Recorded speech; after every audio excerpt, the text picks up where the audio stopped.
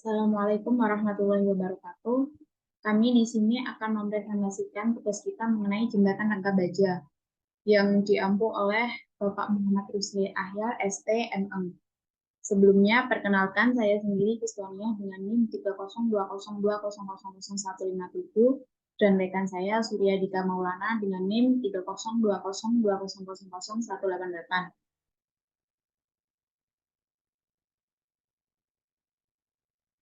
Pembebanan jembatan berdasarkan SNI 1725/2016. Pembebanan Peraturan Pembebanan Indonesia 1983, PPURG 1987, SNI 1727/2020, SNI 1725/2016 untuk pembebanan jembatan. Struktur beton PPI 1971, SNI 2847/2019, SNI 8140/2016. Struktur baja SNI 1729/2015, spesifikasi bangunan gedung baja struktural, bangunan tahan gempa SNI 1729/2019, tata cara perencanaan ketahanan gempa untuk struktur bangunan gedung dan non-gedung. SNI 2833/2016, perencanaan jembatan terhadap beban gempa. Kemudian beban pada jembatan. Beban permanen meliputi beban mati tambahan, beban tekanan tanah. Kemudian beban lalu lintas meliputi beban lajur. Beban lajur ada beban truk dan gaya rem.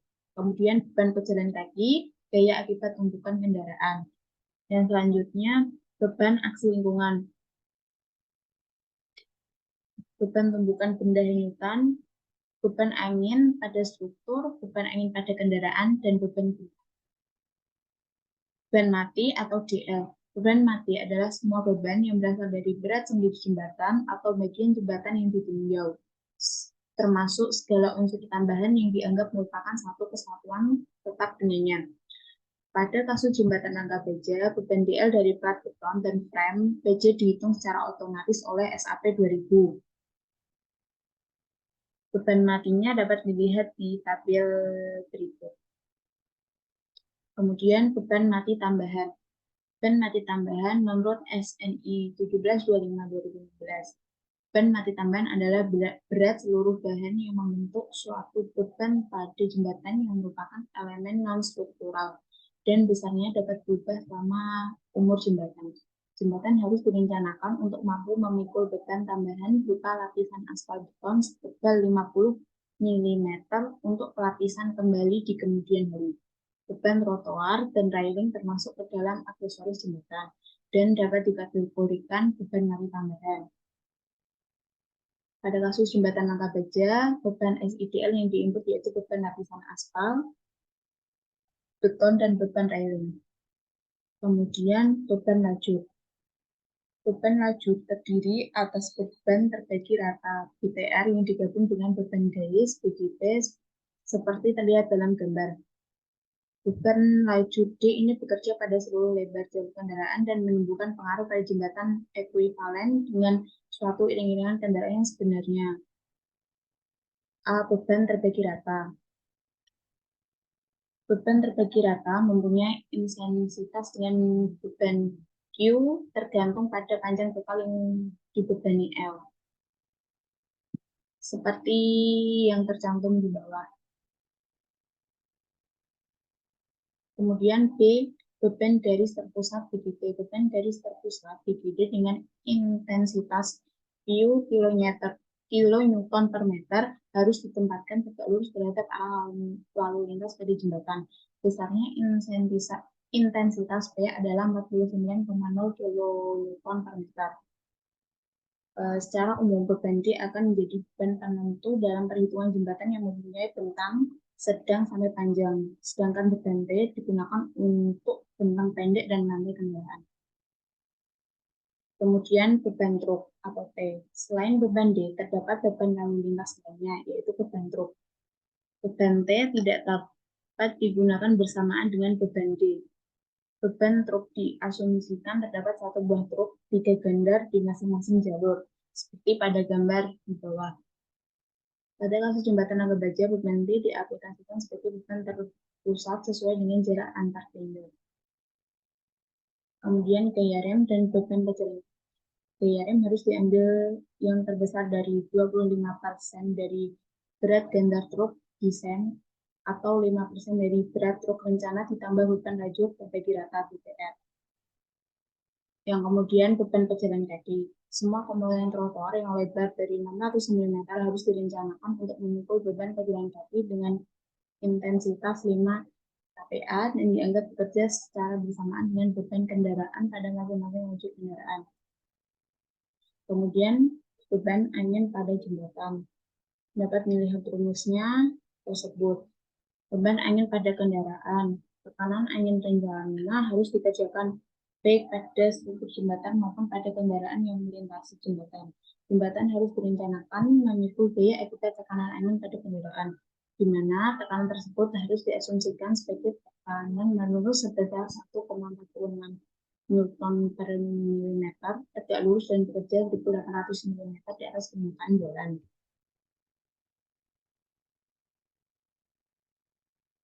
Beban angin pada jembatan dapat dilihat pada layar.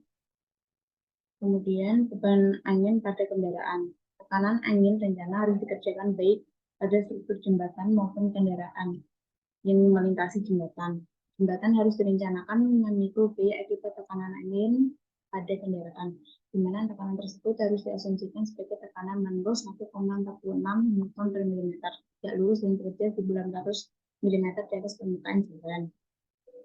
Gaya total beban angin tidak boleh diambil kurang dari 4,4 km per milimeter pada bidang tekan dan 2,2 km dan 2,2 kN per milimeter pada bidang bisa pada struktur rangka dan pelengkung serta tidak kurang dari 4,4 kN per milimeter pada balok atau boulder. Beban gempa. Spektrum respons adalah kurva yang diplot antara respon maksimum sistem SDOF yang terkena gerakan tanah gempa tertentu dan periode waktunya atau frekuensi. Yang selanjutnya pemodelan jembatan. Contoh pemodelan jembatan ras Fuji.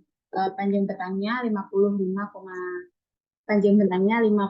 meter, jarak spannya 7,5 meter, tinggi rangkainya 8 meter.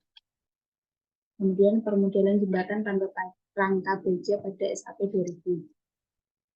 Berikut merupakan gambar extrude 3D jembatan rangka. Kemudian dimensi jembatannya. Panjang betangnya 45 meter, lebar lajurnya 7 meter untuk 2 lajur, lebar trotoar 2 meter, 2 lajur, lebar jembatan 9 meter, tebal trotoar 200 mm, tebal perkerasan 200 mm, jarak cross girder 7,5 meter, jarak strain girder 1 meter, tinggi rangka 8 meter, tipe rangka Warren. Kemudian material properties pada SAP 2000. Materialnya menggunakan baja 755. Kemudian material properties pada SAP 2000. Materialnya menggunakan BJ55, material tipenya steel, kemudian FI-nya 550, FU-nya 410, FIE-nya 550, FUN-nya 410. Kemudian material betonnya memakai beton FT30, tipenya konkret.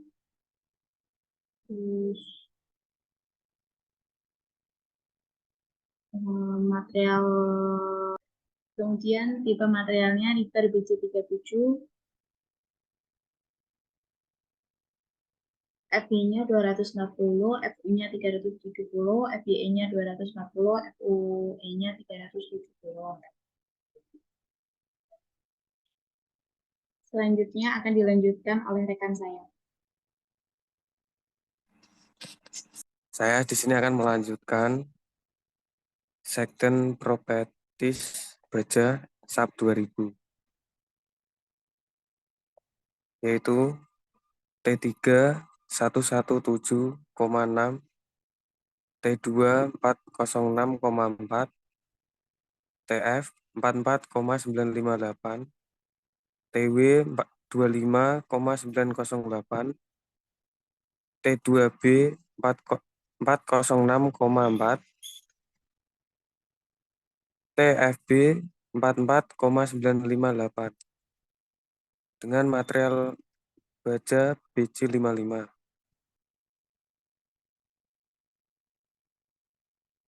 Dan di sebelahnya sama dengan baja BJ55.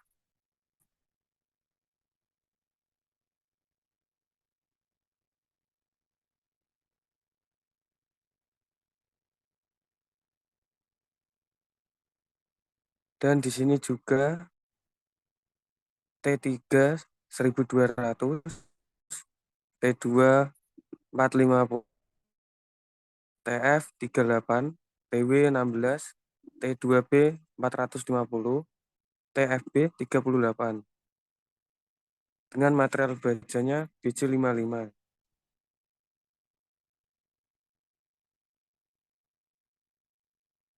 Yang sebelahnya S24X121 juga sama dengan material baja BJ55, tapi ukurannya beda.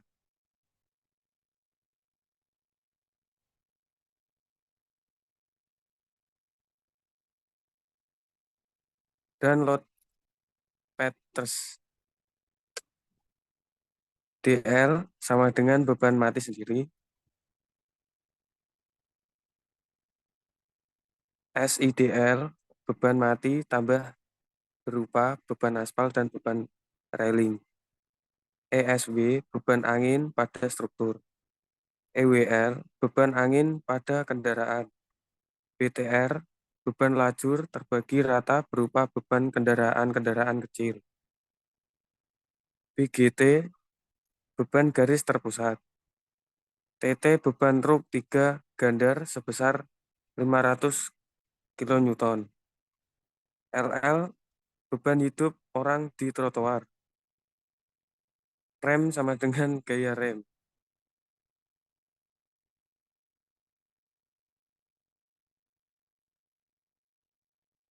Dan respon spektrum.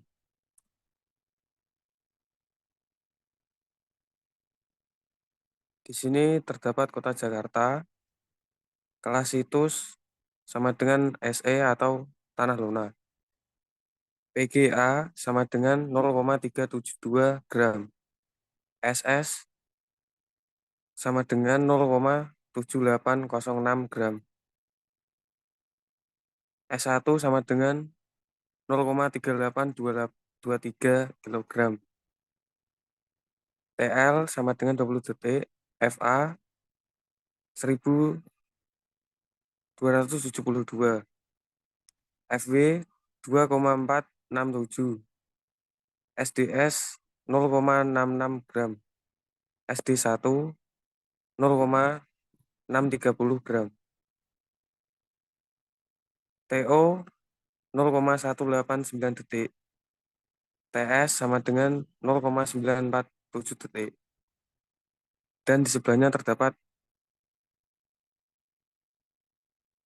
skala.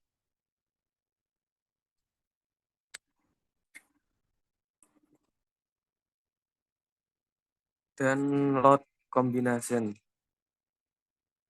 yaitu komponen dan sambungan pada jembatan harus memenuhi persamaan satu untuk kombinasi beban-beban ekstrim seperti yang ditentukan pada setiap keadaan batas sebagai berikut.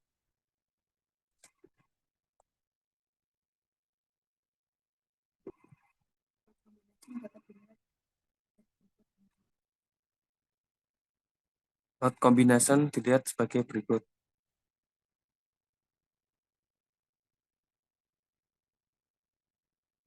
Hasil perhitungan SAP 2000, yaitu setelah melakukan permodelan, dilanjutkan dengan melakukan analis, style, desain, rasio, dan didapatkan rasio baja sebagai berikut.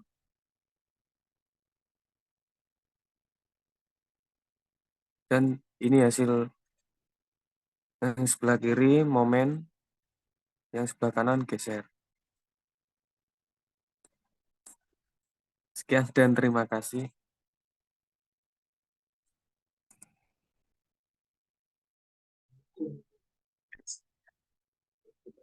Lupa. Tak lupa. Sekian presentasi dari kami. Wassalamualaikum warahmatullahi wabarakatuh.